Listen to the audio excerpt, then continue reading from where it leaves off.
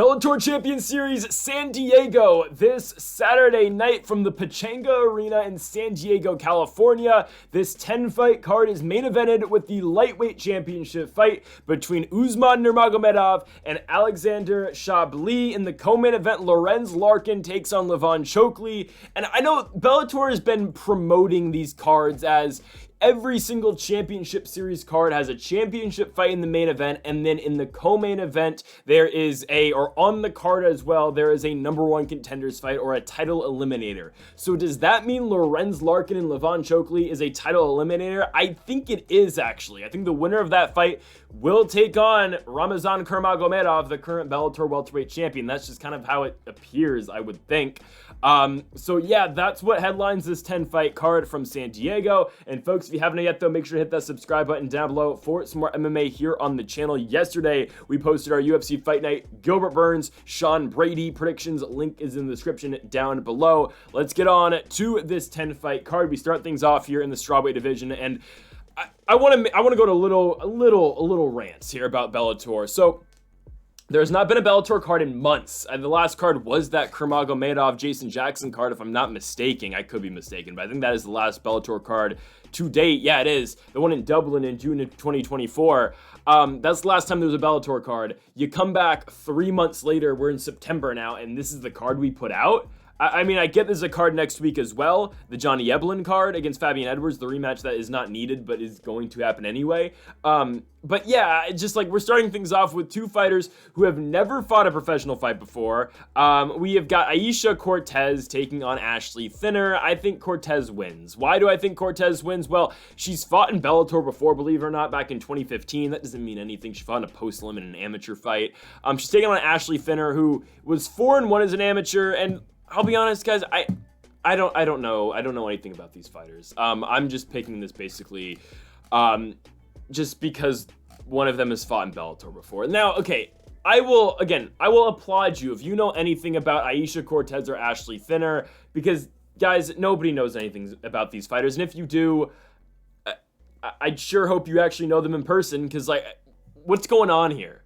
Ashley Thinner, she's a Muay Thai fighter fighting out of San Diego, who went to Fresno State. She's from Roseville, California. Cortez is an ATT fighter, apparently. So if she's training at ATT, I think she should probably win. Because at least she's committed to the game. She's going all the way from Coconut Creek to San Diego. Thinner feels like a regional fighter who's, again, Fresno's very far from San Diego, but still, she trains out of San Diego now. Yeah, give me Aisha Cortez. Do I know anything about these fighters? I don't. Why is this fight on the card? Why? Aisha Cortez by decision, I guess. Guys, I don't know. All right, actual fights now. Josh Hokit takes on Sean Rose. Hokit should win the fight. He's 1-0 so far in Bellator and 1-0 professionally. Made his debut back at Bellator 300. Won by arm triangle choke in the third round. Bellator does this a lot. They are setting him up to win this fight. He gets Sean Rose in this one. Rose is a fighter from San Diego. Just won on Cage Warriors in his last fight. Beat a guy who was 0-2. Won by first round knockout. Good win, I guess. Not really, but I'm glad he won on Cage Warriors, I guess. It was a San Diego Cage Warriors card. Main evented by Wilson Heiss, losing to Bruno Souza. Rose lost back-to-back fights before that. An armbar in the second round in Cage Warriors, and before that in Gladiator Challenge. Yeah, I'm going to take Josh Hokit. Again, Hokit's a guy who's been featured on Bellator before. He won at Bellator 300, and he's fighting a guy who's 2-2, who's fought nothing but cans. Yeah, I wonder who's going to win this fight. Josh Hokit takes it by first-round knockout. To our next one, Bryce Meredith, who's a -1,000 favorite, takes on John McCloy. I don't know who that is, I'll be honest with you. But Bryce Meredith should absolutely destroy this guy. Again, Bellator does this all the time. They set up guys that they want to win fights, and Bryce Meredith is exactly that. Again, he's a wrestler at heart, right? He fought in the PFL earlier this year. He won by unanimous decision against Ty Johnson. He's fought in Bellator twice before. He was on Bellator 300. He won the fight over there by unanimous decision. He has been somewhat of a points guy, a points fighter recently. He hasn't finished back-to-back fights against two guys who, against Ty Johnson was a step up in competition. Don't get me wrong. It's a guy who's had 20 professional fights, but still a fight that you kind of expect him to go out there and get a finish. The fight before that, a 2-2 guy. You thought maybe he'd get a finish in that one. Again, I thought he was going to go the distance with Ty Johnson. The fight that he had at Bellator 300 against a 2-2 guy, I expected him to go out there and finish the fight. He didn't. I don't think he finishes the fight here against John McCloy, who great, he's 4-1 as a professional, but then you look at his actual record: 0-0 fighter, 0-1 fighter he lost to, beats a 2-7 guy, beats guys 3-1, I believe in, West Coast Fighting Championship, but I believe that's a Sacramento-based, it's a Sacramento-based promotion, and then beat an 0-0 guy in his last fight. Guys, this all happened in 2012. The guy hasn't had a professional mixed martial arts fight in 12 years, apparently. How old is this guy? I don't know. He looks old in his Tapology picture, and he hasn't fought since 2012. What's going on? I don't know. Bryce Meredith will win the fight by decision, but actually, now that I figured out that this guy hasn't fought since 2012, I'm going to switch the pick, so disregard what I have on the screen. I didn't know this guy hadn't fought since 2012. Bryce Meredith should win the fight. I'd hope he wins the fight by first-round submission, because what are we doing here? I mean, 2012? Wow. All right. Bellator. Our next fight, Misaki Kikuiri taking on Herman Terrado in this fight. So speaking of guys who haven't fought in a very long time, at least Herman Terrado, the fighter coming out of Guam, just did fight. He fought Mukhmed Burkamov and lost to him by unanimous decision at Bellator 300. Prior to that, Terrado hadn't fought since 2018, where he lost in the PFL to Jake Shields. Yep, Jake Shields beat him by unanimous decision. Before that, he lost to Magomed Karimov on the PFL card on a PFL card in 2018, and really that's it for Herman Terrado, who prior to fighting in the PFL, he has a win over Zefferino. Not a horrible loss, or not a horrible win, I'm not going to lie. Zefferino was around the PFL for a while, went 5-2 in the PFL. But other than that, Terrado hadn't beat anybody at note. Like, he beat guys who were 0-1, 0-9, and 0-1 coming into the PFL. He fought in Gladiator Challenge, which is known for being a promotion that there's a lot of cans in Gladiator Challenge, I'm just not gonna lie. Terrado now comes in, he's gonna take on the Japanese fighter here, and Masayuki Kuriki. I could probably be butchering that, I probably am. He's a guy who won in Bellator just last year. He won by knockout in the second round at Bellator 295. Good win. I'll be honest, I predicted him to lose that fight because he was kind of relatively unknown going into that one, but he, showed out, won the fight by knockout in the first. He's a guy who's fought in Pancrase basically his entire career. He's 8-2-1 over there, and he should be able to mop the floor with, again, Terrado, who has fought once in the last 6 years. I just, again, this is my thing with Bellator. I don't understand why this is the card we're coming out with after not, again, having an MMA card in 3 months. I just don't understand it. The card next week is slightly better. I believe, was it in Dublin again next week?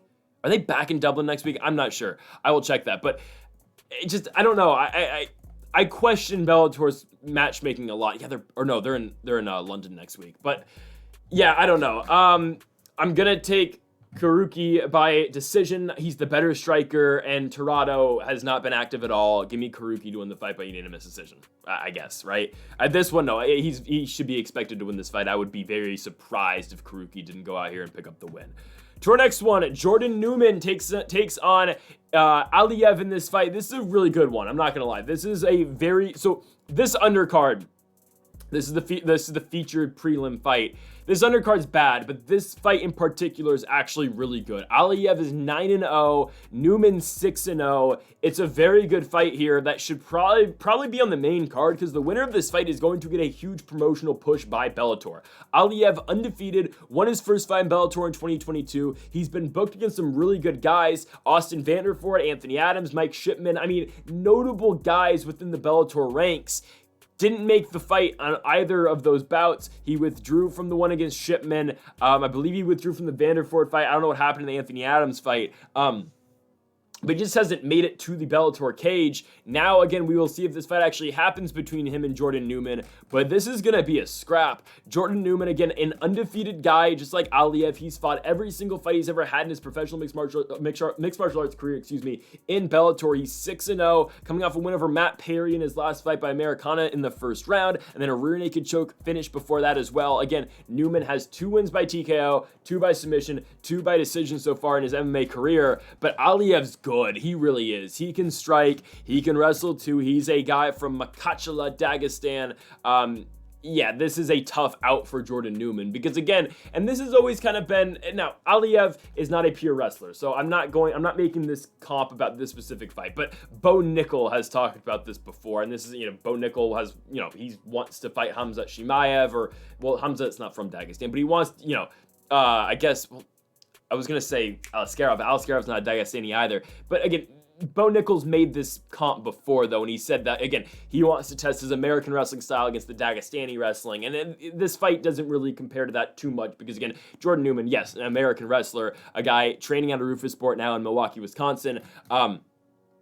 Aliev is a guy from MaCalolooy, Dagestan, but Aliev, he does have the wrestling, he does have the sambo, but he will go out there and he is willing to engage in a striking battle with you. Again, you saw his first win in Bellator was off a cut, but Aliev has gone in there and gotten knockout finishes in the past. I think he beats Jordan Newman in this fight, and this is why Newman's going to try to wrestle with him. Aliev, again, has that wrestling in his back pocket. He may not showcase that in every single fight he has, but it's still there. He's still got the defensive wrestling, and he should be able to stuff any takedowns or any attempts to drag this fight to the ground that Newman's going to pull off. And with that being said, Aliev should be able to go out here and just outstrike Jordan Newman throughout the entirety of this fight. I think he wins this fight by decision. Again, I think he dictates where this fight goes. I think he controls, again, the pacing of this fight, and that's why I think Aliev goes out here and wins. Again, the winner of this fight will get a huge promotional push, but if I've learned anything from watching mixed martial arts throughout my entire life, and at least recently, again, with the emergence of Dagestani MMA, I'm talking about the last, like, I don't know, 9 years,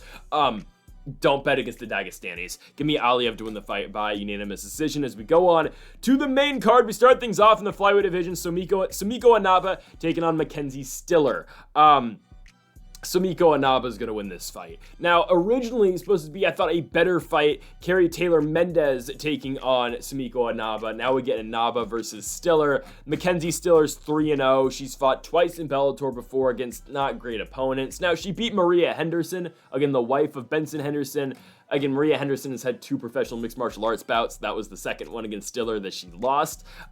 She beat Shaira Penko in her last fight, did Stiller by unanimous decision, and then won a fight on an elite fight night against a 1-2 fighter, Michaela Rampage, by verbal tap with an armbar in the first round. That's great and all, but again, Mackenzie Stiller has been fighting up-and-coming fighters who are just getting into the sport. I guess Penko is a detractor from that statement, but still, Maria Henderson, Michaela Rampage. You go from that to a true top 10 Bellator fighter. I'm not going to say top 10 fighter in general, but a top 10 Bellator fighter in Sumiko Inaba. Now, Inaba left a lot to be desired in the Soraya Roscoe fight where she wins it by split decision. She wins the fight, don't get me wrong, but it was a lot closer than it needed to be in the PFL. She was supposed to fight Caitlin Neal twice. Fight never happened. I don't know what's happening to Caitlin Neal. Does she still fight? I would assume so. But Sumiko Inaba's fought good fighters. She did lose a fight to Denise Kielholtz, and that's what stunted her progression as being a potential title challenger in Bellator. And do I think Sumiko Inaba ever gets to the belt in Bellator? No. Do I think she ever challenges for the belt? I highly doubt it, honestly. Now, again, Liz Carmouche is the champion. She just lost her last fight in the playoffs to Tyla Santos. One would assume, again, Liz Carmouche is eventually going to come back and defend her championship in Bellator. But I don't know when that's going to be. And again, Sumiko Inaba is not going to be in that position where she's going to be challenging for that belt, but she is going to beat Mackenzie Stiller. Again, Inaba will keep the fight standing, and she will go out here and outstrike Mackenzie Stiller to victory. Again, Inaba has got a decent enough defensive wrestling game where she can keep the fight standing and prevent Stiller from getting it on the ground. And with that being said, Sumiko Inaba is levels ahead of Mackenzie Stiller on the feet, and Sumiko Inaba should be able to dominate a striking fight. So give me Inaba, give me the Hawaiian to win the fight by unanimous decision. Again, she was knocking out a bunch of cans back to back early in her Bellator career. I don't really think Stiller is that much of a can, and Naba's actually only like a minus 140 favorite. I wouldn't bet on women's MMA like this, especially Sumiko Inaba, who again is iffy at points, but I think she wins this fight, I'll be honest. I don't think Stiller is able to get her down. I think Inaba is able to keep the fight standing and win the fight in terms of striking. But again, don't bet on women's MMA because it's basically just like throwing money down the chimney. And again, only if you have the fireplace on. Anyways, Inaba should win the fight by decision. That was a weird reference I made. I don't know why I said that. But anyways, let's go on to our next fight here. Yancy Medeiros versus Jora Ayvazyan. He's taking on the Armenian is Yancy Medeiros in Ayvazyan, I believe is how you say that name. The part Armenian in me is trying to figure that one out. Yancy Medeiros is 12-8. God, Yancy Medeiros. He beat Emmanuel Sanchez, and he beat Charlie Leary in his last fight by rear naked choke as well. It got overturned because of a failed drug test for Yancy Medeiros. But he's getting a guy who, okay, and is somewhat relatively unknown. Again, the Armenian fighter Jora Ayvazyan. He won his last fight in 2022 in Eagle FC by unanimous decision against a 7-0-1 guy. And again, that's the last time he fought. But he was an Eagle FC guy who went 4-1 over there, lost his first fight in Eagle FC, and then won 4 straight. What have we seen out of Jora? It's a very good striking game. And what does Yancy Medeiros like to do with guys?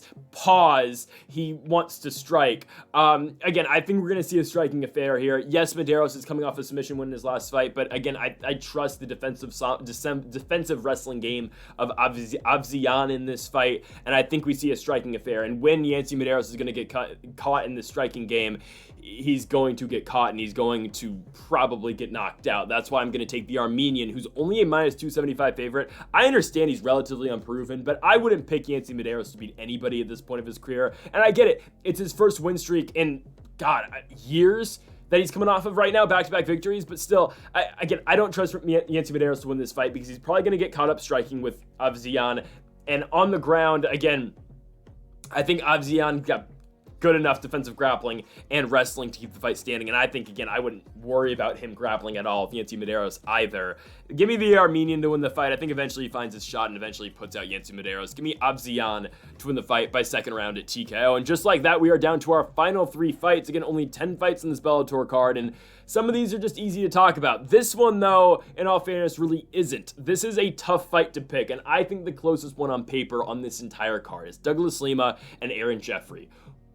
Okay, Aaron Jeffery. Again, I like Aaron Jeffery a lot. I really do. Again, I was super high on this guy when he was fighting in CFFC, when he beat Andre Petroski in LFA. Again, I knew who Aaron Jeffery was heading into the Contender Series, and I knew who he was heading into Bellator as well. This is a guy who I wanted the UFC to sign, and he just ran into the worst possible guy in the Contender Series. He ran into Kyle Borhaio. Now, the first time around, I lost to Brendan Allen, which, again, I didn't know who Aaron Jeffery was going into the Brendan Allen fight, I'll be honest with you, because that was in 2019. But again, I know who Aaron Jeffery is. I knew who he was after that fight, and Aaron Jeffery ran into the 2 worst guys to run into on the Contender. Brendan Allen's a top 5 guy, and Kyle Borhaio's a top 5 guy now as well. Brendan Allen in the top 7-ish, but again, for the purpose of, hyping up Aaron Jeffery, I'll say he's in the top 5. Now, that'd be all great if Aaron Jeffery was undefeated in Bellator. He's not, though. He's lost 2 fights. John Salter, that's the fight that's just, man, you're losing to John Salter in his retirement fight. Salter was, 38, 37 years old going into that one, and Salter beats him by decision. He comes back, he beats Dalton Rosta, but then he loses to Fabian Edwards, which isn't a horrible loss. But again, you just kind of want Jeffery to make that next step, which again, I thought Fabian Edwards was going to beat him. But again, we've just kind of been waiting for Aaron Jeffery to make that next step and again, cement himself as truly a top 5 guy in this Bellator 185 weight class. He's 3-2 in Bellator, again, losses to Salter and Rosta, comes in, beats Fabio Aguiar by second round TKO, beats Austin Vanderford after that by first round knockout, but then again drops one to Salter, drops one to Edwards in between. He beats Dalton Rosta, who's coming off a victory in his last fight in Ireland.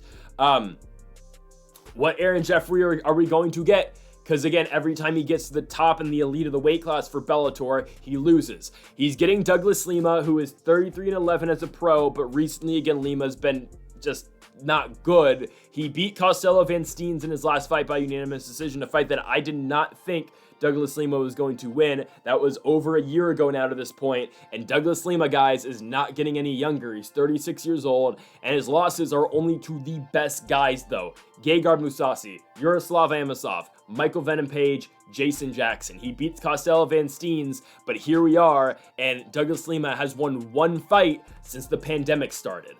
I think Aaron Jeffery can go out here and win this fight. Again, I don't think Douglas Lima is able to see too much success on the ground. I think Aaron Jeffery keeps this fight standing. And yes, again, he lost to John Salter, but I think Jeffery can keep the fight standing, and I think he can go out there and not knock out Douglas Lima, obviously, but I think he can just outpoint fight him here.